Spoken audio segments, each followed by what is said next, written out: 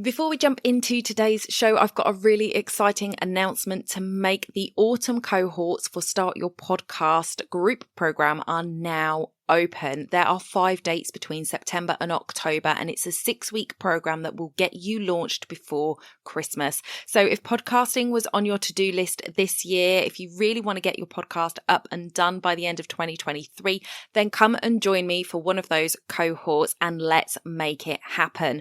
I have a free masterclass available for you called Understanding the Power of Podcasting. You can go over to donnaeade.com/masterclass, watch the masterclass and get access to that enrollment. I hope to see you in one of the autumn cohorts very soon. That's donnaeade.com/masterclass. Let's get back to the show. Welcome back to the podcast, everybody, and welcome to a brand new year. I am your host, Donna Eade, founder of the Society of Professional Wedding Vendors, and today we are going to talk about some New Year changes and goal setting for 2021. If you aren't already subscribed, then please do subscribe where you're listening and leave a review for the podcast. It really helps the podcast get in front of more people, more of the right people, just like you, and I will be muchly grateful for that.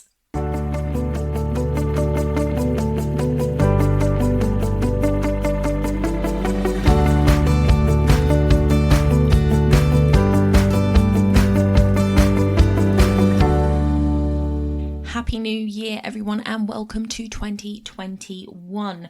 Things are looking a little different around here, as you may have noticed. We have had a name change. So the Society of Professional Wedding Vendors is my business and my passion, and it is still the reason for the podcast. However, it was a bit of a long title for a podcast, so we have changed it and we are now the Wedding Procast. So welcome. I hope you will stick around. We have also changed our upload day, so episodes will now come out every Thursday, so make sure that you have got that in your diary, or even better, subscribe to the podcast where you listen to podcasts and it will automatically show on Thursday morning. So the podcast is for all wedding professionals, and in the podcast we will be giving hints and tips on business and also bringing you interviews from business experts as well as wedding professionals. I really enjoyed the interviews that I did last year, and I definitely want to bring more of those to you in 2021. I hope that you were able to have a really good Christmas, whatever it was that you were up to. I was in tier 3, which meant that we were allowed to visit with family on Christmas Day up to a maximum of 3 households, and that meant that we were able to go to my partner's parents for Christmas dinner, which was nice because I really wasn't ready for cooking Christmas dinner myself. I have managed to avoid that for pretty much every year of my entire life. In fact, I think I have only ever cooked Christmas dinner once, and I turned 40 this year, so I think I've done pretty well. I did think that I would have to do it this year, but luckily for me, I didn't. So we went to his parents' house, we had a really good time just sharing Christmas with his family. I have not been able to see my family because we went into tier 4 on Boxing Day, and yeah, so rules and regulations must be abided by. We didn't go anywhere else, and I haven't seen my family. But these are the sacrifices we make for the greater good. I am well aware that a lot of you will have missed out on seeing loved ones as well this Christmas, but I do hope that you were able to find some joy and merriment during the festive period. Everybody in our industry suffered loss in 2020. I don't think there was one person who wasn't touched in some way, whether it was personal or business related. COVID-19 took a lot from us, and the government really hasn't helped and isn't helping. I've seen a lot of people on social media asking for the government to give us a roadmap for what will happen in the spring. And I've personally had a little bit of a hard time with this, because I feel like if they give us a roadmap and then have to change it, everybody's going to be up in arms. And if they don't give us a roadmap, everybody's up in arms. So they're kind of in a no-win situation. But I think it's really difficult because I don't think that there's no precedent There's nothing they can sort of compare it to and say, okay, well, this is how it's going to be. So I think it's really difficult for them to provide a roadmap. But what I feel they should be doing and should have been doing for a long time now is offering financial support to wedding vendors. You guys have been absolutely stellar at looking after your couples, helping them change and rearrange their dates as has been needed. And I think that you guys are providing that reassurance to your couples and letting them know that if they need to change their date, if things need to change on short notice, that you are there for them and that you will help them and it will be okay. However, there doesn't seem to be anything coming from the government to you guys to say, we've got your back and we're supporting you. And that is where the missing link is in my mind. I feel that the government should be putting things in place for wedding vendors. There are plenty of vendors who have had no choice but to stop business. Now, I know that some people have been able to do other work. Some photographers have been able to do family portraits. Some beauticians have been able to do other services. But there are trades like bridal salons, DJs that have had to completely shut down their businesses and not be able to take any money and have to refund. And to me, that is unacceptable that they're not being supported. So to me, that's where the government is falling down, and that's where they really need to step up and help us so that we can continue to help our couples. I think you guys have just done an absolutely brilliant job of looking after your couples and reassuring them in a time where you have had no support yourselves, and that is to be commended. My hope is that the vaccine will be taken up by a majority of people and will start making an impact, and that we will get our industry back sooner rather than later. I know there are some strong feelings out there when it comes to the government and what they shouldn't be doing for our industry, and I for one definitely think they are not doing enough. But what I wanted to talk about today was goal setting for 2021. Now, I know that if you are listening to this, I can almost guarantee that you did not hit your 2020 goals, but I wanted to talk about how I set goals and how it's slightly different to how others might set them and how it might help you. Now, for me, goal setting and systems, things like that are all very individual, and you've got to do what works for you. And what works for one person won't always work for another person. But the more you listen to different ways people do goal setting or system implementation, the more ideas you get, the more you can pull from this and that and create something that's your own. So for me, I'm not a big fan of goals as a destination. I prefer to look at goals as motivation. I look at them as maybe something a little bit bigger than I possibly think I can do, and I use it as motivation to move my business forward. And at the end of the year, what I am looking for is for my business to have moved forward. As long as it's moving forward, I'm okay with where I land. So for me, what I do is I actually look at these bigger goals and I break them down into what I call milestones. So my milestones may be quarterly, monthly, or weekly, depending on how big they are.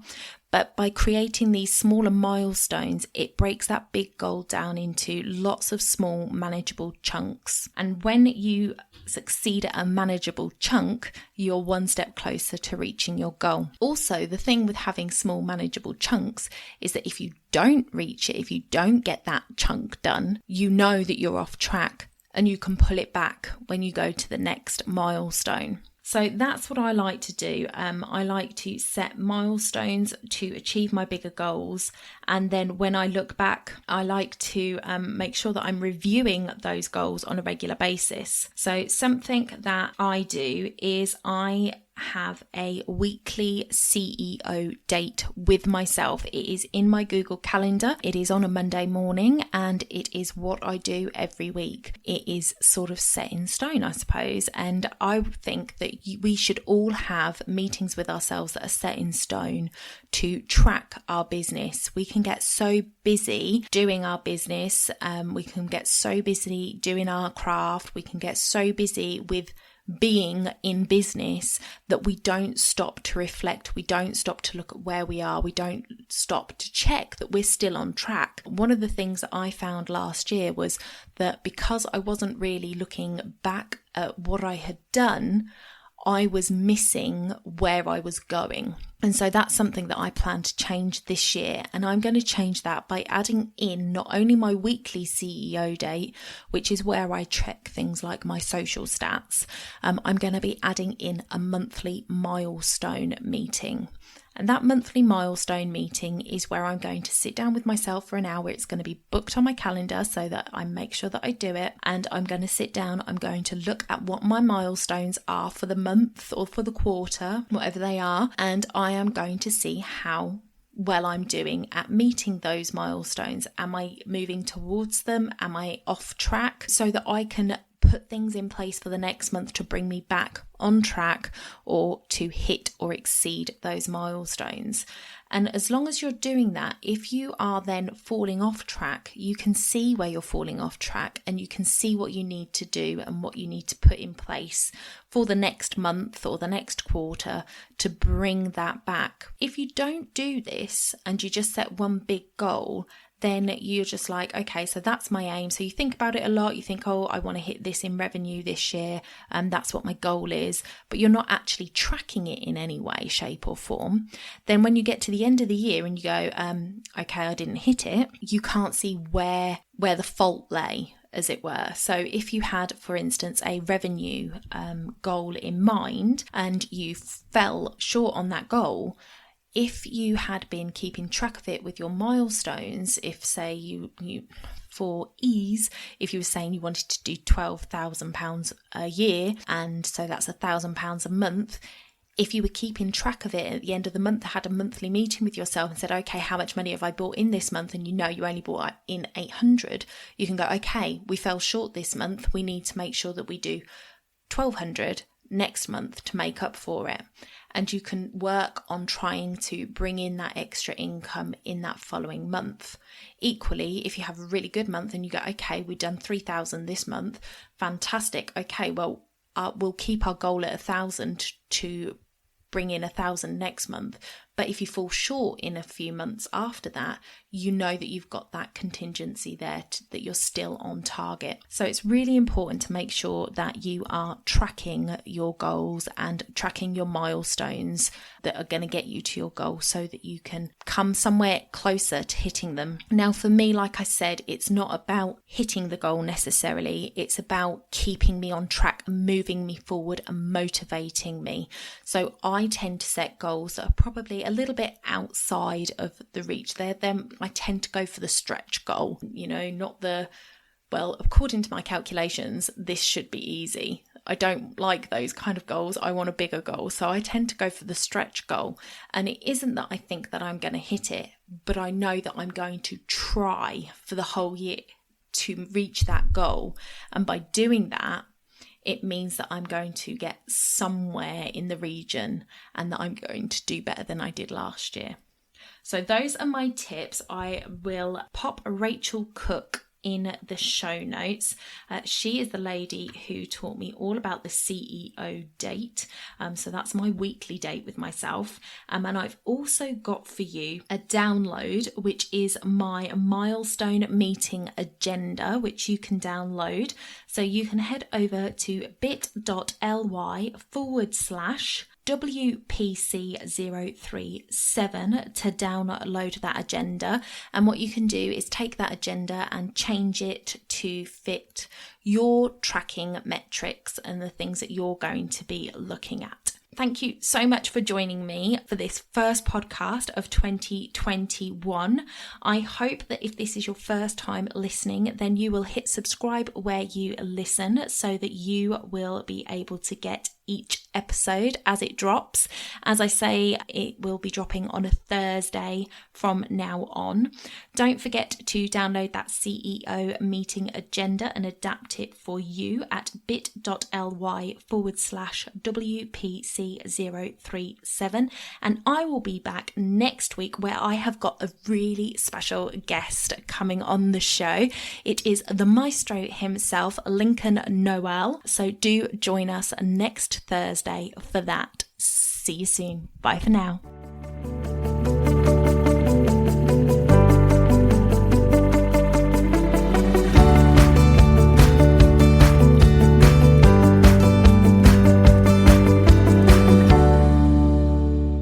Don't forget to hit those stars and leave a review of the podcast where you listen if you found value in what you heard today. It's a free way you can help the podcast reach more people just like you.